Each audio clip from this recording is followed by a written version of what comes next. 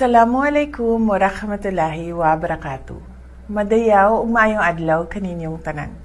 Magandang araw sa inyong lahat. Taos-puso po akong bumabati sa lahat ng ating overseas Filipino workers at sa inyong mga pamilya.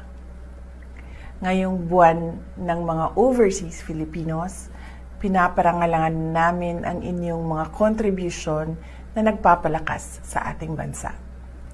Naglalakbay at nagtatrabaho kayo sa iba't ibang kontinente, nagpapadala ng remittance at nag-aangat sa milyong-milyong pamilya at nagpapaunlad sa ating ekonomiya na siyang nagtatayo ng tulay ng pag-asa.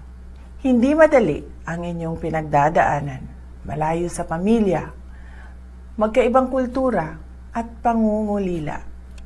Ngunit patuloy kayong nagsisikap at nagpapakita ng katatagan at karangalan.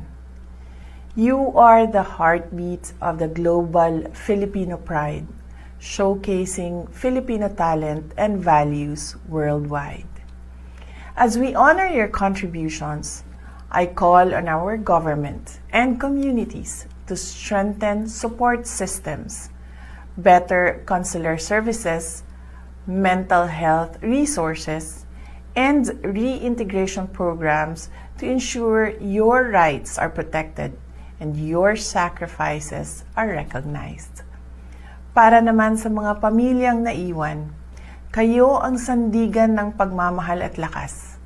Ang inyong sariling sakripisyo at katatagan ang pinagmumulan ng inspirasyon at tapang ng bawat overseas Filipino worker. Sama-sama tayong bumuo ng kinabukasan kung saan bawat OFW ay makakabalik ng may dangal at ganap na matutupad ang kanilang mga pangarap.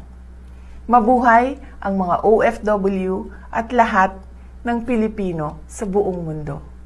Mahalin natin ang Pilipinas para sa Diyos sa bayan at sa bawat pamilyang Pilipino. Syukran.